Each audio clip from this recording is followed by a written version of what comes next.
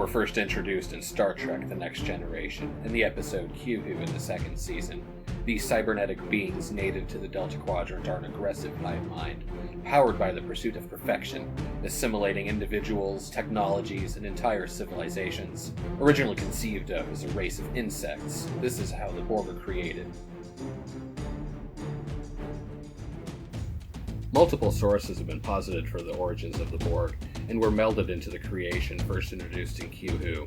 The Harada, an insectoid race, who only made a singular faceless appearance in one episode of The Next Generation, were to be an insect-like species, wasp-like, black and yellow, with pointed insectile features and a waving black antenna, linked together in a hive mind. The concept of a hive mind was further supported to replace the failure of the Ferengi in being accepted as a major antagonist by the audience. The Ferengi themselves were later relegated to a comedic role within the series. The real reason was the Writers Guild strike of 1989, coupled with budgetary constraints, really prevented the insect concept from being deployed due to the excessive cost of the animatronics and creating all the props to go with it. Elements from the insectoid concept would later be incorporated into the Borg functioning as a hive mind. Eventually, in Enterprise, the concept of the Xindi insectoids was applied to one of the 5 surviving species of Xindi. However, they were not in a hive mind. It is interesting to note that when they were being incubated, it did bear a resemblance to the Borg using alcoves aboard their vessels and facilities. According to the text commentary on the Collector's Edition DVD of First Contact, the Borg's conception began around the first season episode, Conspiracy, which featured the insect parasites, which took over the bodies of several high-ranking Starfleet personnel. This was not followed up on, as it was deemed to be way too dark for the target audiences. The Borg were subsequently introduced by using the disappearance of several Romulan and Federation outposts near the neutral zone. These would later be revealed as casualties of the Borg, just as a colony on Jure 4, one of the Federation's outlying colonies, and the civilizations in the vicinity of System J25. The appearance of the Borg could very well have been influenced quite heavily by another contemporary show, Captain Power in the Soldiers of the Future, which originally aired from September 1st, 1987 until March 27th, 1988, predating the airing of the episode Q-Who, which introduced the Borg by 18 months.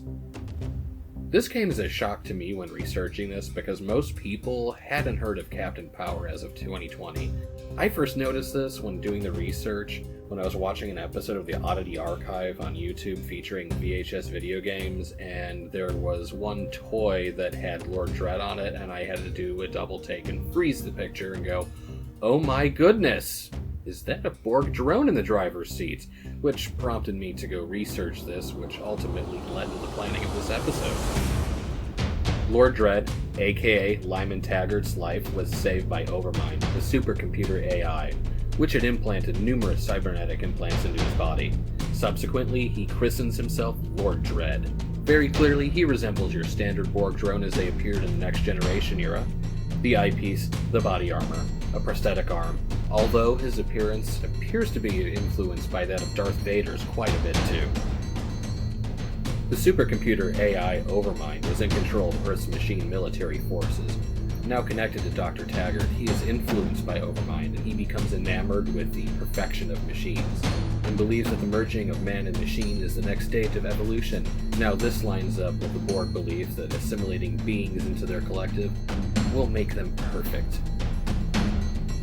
Now here is where even more of Lord Dredd's and the Borg similarities become apparent. As we know, the Borg are an assimilating race, and it turns out that Lord Dredd's intentions are eerily similar. Humans captured by his forces were forced to be digitized to become an artificial intelligence, which would then reside within the supercomputer Overmind.